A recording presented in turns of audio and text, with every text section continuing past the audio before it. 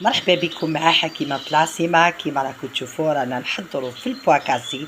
انا هاد البواكاسي غسلته 3 مرات، نحيلانو الضغوه تاعو.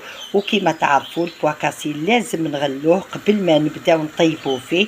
ودرت حبه بصل كبيره ب4 مغارف تاع زيت، كلش قلينا. بعد ما تقلنا لنا زدنا قلينا هاد البواكاسي.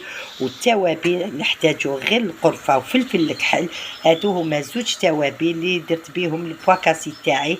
وكيما راكم تشوفوا مازال ما مرقناه، رانا غير نقلو في البواكاسي تاعنا. بسم الله، خلاص هنا كملنا. هاو طلق هذاك الماء تاعو. شوفوا راني رايحه نبدا نمرق على البواكاسي تاعي. بسم الله، راني حندير التمريقه حتى اللي يدين على مرق. شوفوا البواكاسي تاعي كيفاش تحرحر بلا ما رحيناه. وكما تعرفوا البواكاسي يحب المعدنوس، وراني رايحه ندير له المعدنوس والقارص. ونوريكم هاد البواكاسي حاضر في طبق التقديم.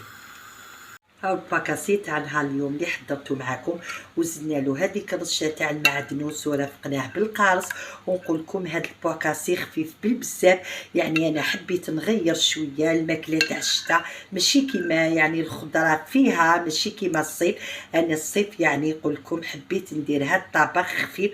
والباكاسي هذا راني بزاف حضرت وصفات بالباكاسي على قناتي. اشتركوا حكيمه العاصمه، يعني تصيبوا الوصفه يعني ماشي بالطبق تاعنا اليوم، وصفه واحده اخرى وبمقادير واحده اخرين. وان شاء الله ديروه العائله تاعكم وتاكلوه بالصحه. وما بقى لي غير نقول لكم في امان الله.